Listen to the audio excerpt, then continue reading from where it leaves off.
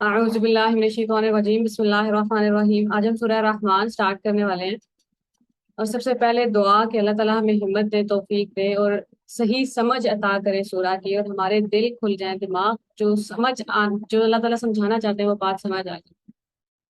سورہ سٹارٹ ہوتی ہے بسم اللہ الرحمن الرحیم الرحمن۔ اللہ تعالیٰ اپنا تعارف کروا رہے ہیں۔ اب قرآن پاک میں ہم 27 پارے پڑھ چکے ہیں۔ قرآن پاک نازل ہوتے ہوئے اس ٹائم 10 11 12 سال گزر چکے ہیں، اور دوبارہ اللہ تعالیٰ اپنے آپ کو ری انٹروڈیوس کرا رہے ہیں۔ اس کے بعد سورہ واقعہ کے بعد سورہ حدید میں پہلے پورے رکوع میں اللہ تعالیٰ مسلمانوں سے بات ہو رہی ہے، وہ سورہ مدنی سورہ ہے۔ مدینہ میں آنے کے بعد اللہ تعالیٰ مسلمانوں کو دوبارہ بتا رہے ہیں کہ زمین آسمان کا نظام اللہ تعالیٰ چلاتے ہیں، کہ زمین اور آسمان کی ملکیت اللہ تعالیٰ کے پاس ہے، کہ والاول والآخر والظاہر والباطن، اللہ تعالیٰ سب سے پہلے ہیں، سب سے آخری ہیں، سب سے زیادہ آبویس ہیں اور سب سے زیادہ چھپے ہوئے۔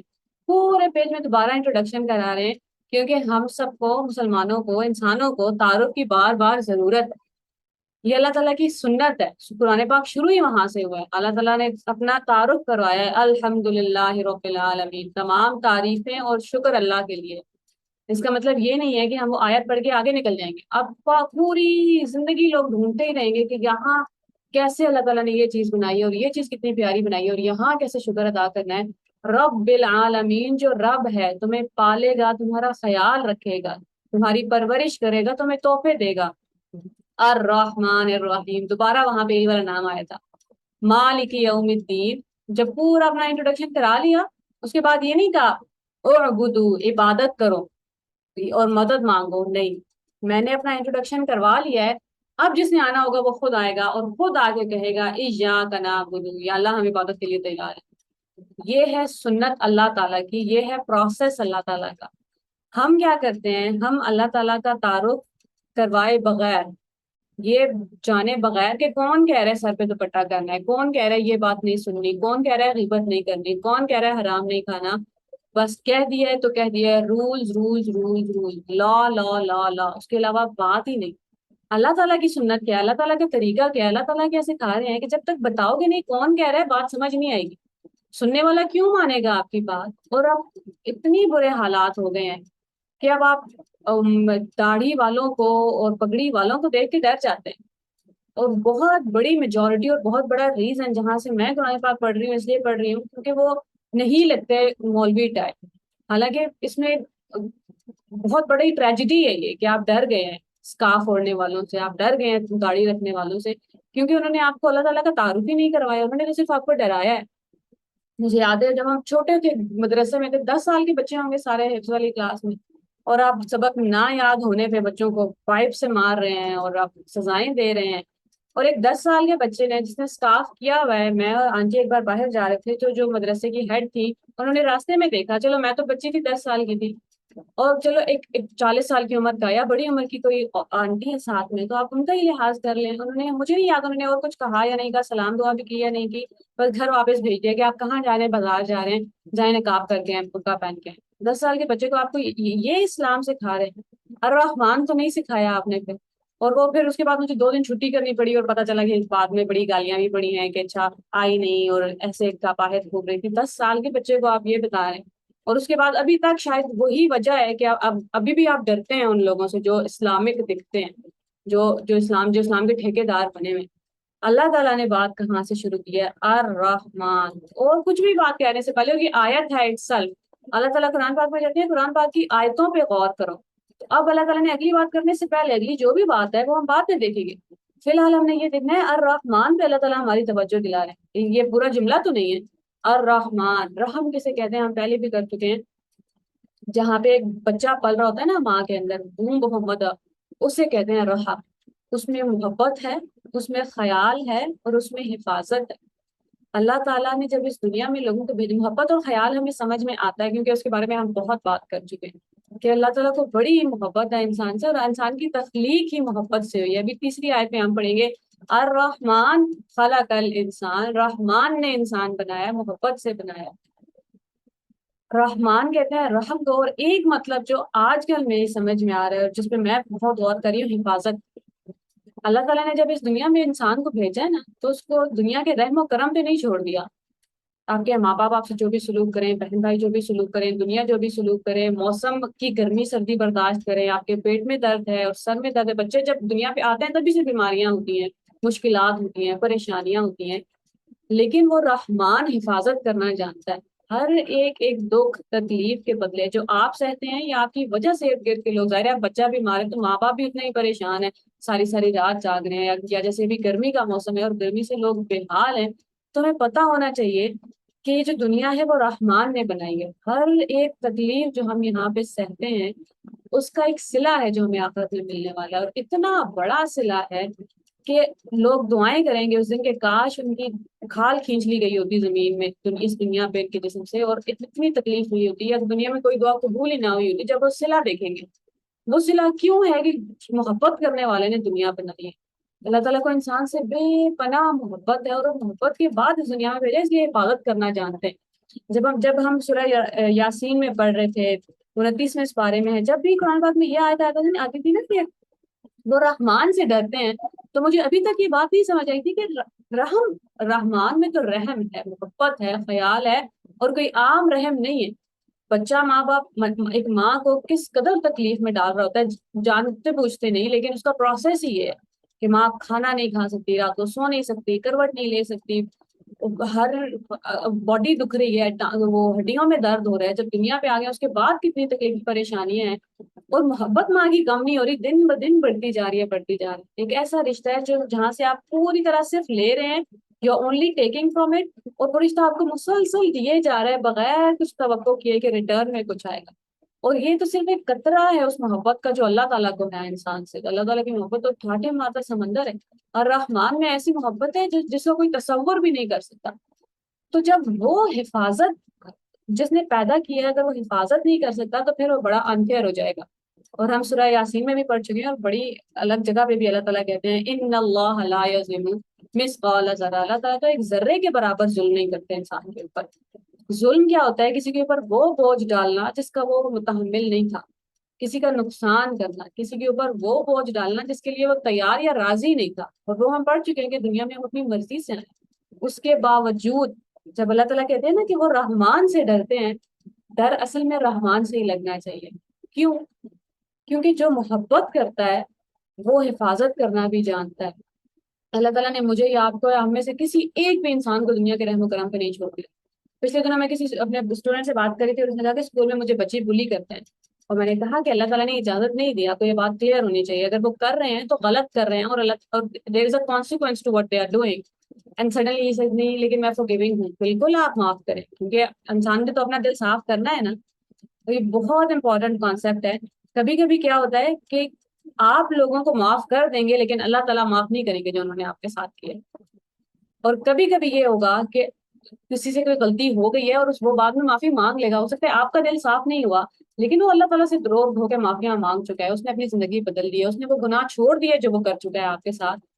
फिर अल्लाह ताला माफ कर देंगे, अल्लाह ताला आपका दिल को भी सब्र दे देंगे, कयामत वाले दिन किसी ना किसी तरह आपको कॉम्पनसेट कर देंगे।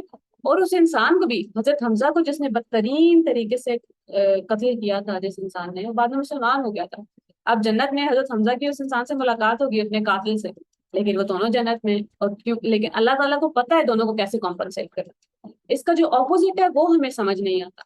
कभी कभी इंसान माफ कर देगा और अल्लाह ताला कहेंगे नहीं, मेरा बंदा था, मेरा हक है, मैं हिफाजत करना जानता हूँ, अगर मैं हिफाजत नहीं करूंगा तो करेगा कौन? फिर दुनिया समझ नहीं आएगी, अगर रहमान समझ नहीं आएगा फिर लगेगा बड़ी ज्यादती हो गई है, फिर लगेगा लोगों को दुनिया में और इंसान आने ही नहीं चाहिए, इतनी तकलीफ हो गई है। फिर लगेगा कि बस अब हम कब मर रहे हैं, बस आप वेट करेंगे सुबह दोपहर शाम बैठ के। जब तक रहमान की रहीमी समझ नहीं आएगी ना, ये समझ नहीं आएगा कि उसने एक लम्हे के लिए भी आपको अकेला नहीं छोड़ा, इस दुनिया के रहमो करम पे नहीं छोड़ा, ये नहीं कह दिया कि कोई आपके साथ जुल्म कर रहा है, ज्यादती कर रहा है। अभी हम देख रहे हैं कि कैसे कैसे गुनाह नहीं हो रहे दुनिया में। अभी जो इंतहाई लोड शेडिंग हो रही है पाकिस्तान में, क्योंकि एक सियासी लीडर है जिन्होंने बाहर मुल्क से सोलर प्लेट्स खरीदनी है, अब उन्होंने लोगों को बिकवानी है, तो बस एक तरीका है वो, क्योंकि अब बिजली नहीं आएगी तो अब खरीदेंगे सोलर प्लेट्स। तो ये जो जुल्म हो रहा है इंसानों के ऊपर, क्या कोई मालिक नहीं इन इंसानों का जिसने पैदा किया है? वो जो मालिक है वो पूछेगा, جب کسی بچے کے ساتھ ابھی اس دنیا میں کسی نے اسکول میں پرابلم ہو گیا ہے، کسی محلے میں کسی نے ڈانٹ دیا، مار پیٹ بڑھ گئی ہے، تو کون جاتا ہے ڈنڈے سوٹیاں لے کے؟ گھر والے جاتے ہیں نا۔ جب اللہ تعالیٰ کی کسی بندے کے اوپر زیادتی ہوگی تو اللہ تعالیٰ کی غضب بھی آئے گا۔ اس لیے بار بار جب قرآن پاک میں اللہ تعالیٰ کہتے ہیں نا کہ وہ رحمان سے ڈرتے ہیں، رحمان سے ہی ڈر بنتا ہے، کیونکہ اللہ تعالیٰ کی محبت کو یہ گوارا نہیں ہے کہ کسی انسان کے اوپر ظلم ہو، زیادتی ہو اور اس کو ایسے ہی جانے دے۔ الرحمن بہت محبت، ان امیجنیبل محبت ہے، ایسا خیال ہے جیسا خیال کوئی اور کر نہیں سکتا، ایسی حفاظت ہے جیسی حفاظت کوئی اور کر نہیں سکتا۔ پوری دنیا کو اللہ تعالیٰ نے لا سکھا دیے کہ یہ والی زیادتی نہیں ہو سکتی اب انسان کے ساتھ۔ سورہ کا جو سٹارٹ ہے وہ صرف انٹروڈکشن پہ ہوا ہے۔ اب ہم اس پوری سورہ کو دیکھیں گے رحمان کی نظر سے کہ اللہ تعالیٰ بہت مہربان ہے، بڑی محبت کر رہے ہیں انسان سے۔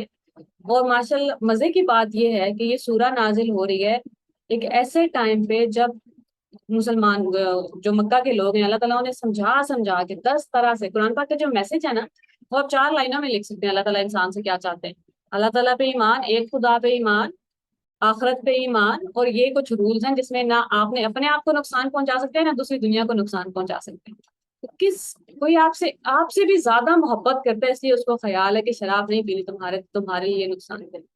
کوئی آپ سے بھی زیادہ محبت کرتا ہے، اس لیے اس نے کہا ہے اپنے آپ کو بھی اذیت نہیں دے سکتے، باڈی پہ کٹس نہیں لگا سکتے، جلا نہیں سکتے، اپنے آپ کو تکلیف نہیں دے سکتے، اپنی جان بھی نہیں لے سکتے، وہ جان تمہاری ہے ہی نہیں، میں نے دی ہے، میری امانت ہے، امانت کے طور پہ استعمال کرو، مجھے واپس کرنی ہے۔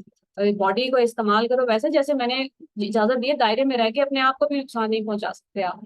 تو کوئی ایسی محبت کرتا ہے آپ سے، اور وہ اللہ تعالیٰ 13 سال بعد، کم از کم 12-13 سال ہو گئے ہیں مکہ کے لوگوں کو سمجھاتے سمجھاتے، اب جب وہ عذاب کا مطالبہ کریں، پچھلی سورہ سٹارٹ ہوتی ہے اقتربت الساعۃ وانشق القمر، قیامت نزدیک آ گئی ہے جب کہ چاند کے 2 ٹکڑے ہو گئے۔ تو اللہ تعالیٰ کہہ رہے ہیں کہ میں نے تو ان کو چاند کے 2 ٹکڑے کر کے دکھا دیے، یہ نہیں مان رہے۔ وَإِن يَرَوْا آيَةً يُعْرِضُوا، اگر ہم ان کو زمین آسمان کا ہر ایک معجزہ بھی دکھا دیں گے، وَيَقُولُوا سِحْرٌ مُسْتَمِرٌ، وہ کہیں گے یہ تو مسلسل کیا جانے والا جادو ہے۔ کہیں اور اللہ تعالیٰ کہتے ہیں یہ لوگ کہیں گے ہماری آنکھوں نے شراب پی لی ہے، ہماری آنکھیں نشے میں، اس لیے ہمیں یہ سب دکھ رہا ہے، کہ دیکھ کے بھی نہیں مانیں گے۔ وہاں سے سورہ سٹارٹ ہوتی ہے، اور پھر اللہ تعالیٰ قوم عاد کا قصہ سناتے ہیں کہ میں نے کیسے وہ برباد ہو گئے ہیں، اور پھر اس کے بعد آیت آتی ہے وَلَقَدْ يَسَّرْنَا الْقُرْآنَ لِلذِّكْرِ فَهَلْ مِن مُدَّكِرٍ، ہم نے قرآن کو یاد دہانی کے لیے پچھلی سورہ میں اللہ تعالیٰ نے، کہ وہ والی آیت تو بڑی مشہور ہے نا کہ قرآن پاک کو سمجھنے کے لیے آسان بنا دیا ہے، کوئی ہے جو اب سمجھے گا۔ بیسکلی اللہ تعالیٰ مکہ والوں کو یہ اب ڈرا کے بتا رہے تھے کہ ایک قصہ سناتے تھے کہ اچھا وہ ان لوگوں نے، جیسے آپ کوئی بزنس میں چیٹ کرتے ہیں اور پھر پروفٹ آئے، ان کو بات سمجھائی نہیں سمجھے، اور پھر آخر میں قوم تباہ ہو گئی۔ تو اللہ تعالیٰ کہتے ہیں کہ تمہیں تو ابھی قرآن پاک کے ذریعے سمجھا رہا ہوں، باتوں کے ذریعے سمجھا رہا ہوں، کوئی ہے تو جو نصیحت پکڑے۔ پھر دوسرا قصہ، پھر تیسرا قصہ، اور سورہ ختم اتنی خوبصورت طرح ہوتی ہے، ان المتقین فی جنات و نہر، بے شک متقی لوگ جنت میں ہوں گے، باغوں میں ہوں گے اور نہروں میں ہوں گے، فی مقعد صدق عند ملیک مقتدر، بیٹھے ہوں گے۔ مقعد کہتے ہیں بہت لمبی دیر کے لیے بیٹھنے کو، صدق اصل بیٹھنا وہی ہے، اصل تو وہی بیٹھک ہے۔ کس کے پاس بیٹھے ہوں گے؟ عند ملیک، مالک کے پاس، وہ جو تمام پر قدرت اور اختیار رکھتا ہے، مقتدر، جو پوری دنیا پہ اقتدار رکھتا ہے، قدر قسمت کے فیصلے کرتا ہے۔ ابھی ہم دیکھیں گے سورہ رحمان کی جو سیکنڈ ہاف ہے، وہاں سے آگے جنت کی ڈسکرپشن شروع ہو جاتی ہے، اور سورہ واقعہ بھی بالکل پیئرڈ ہے سورہ رحمان کے ساتھ، وہاں بھی جنت کی بہت بڑی ڈسکرپشن ہے۔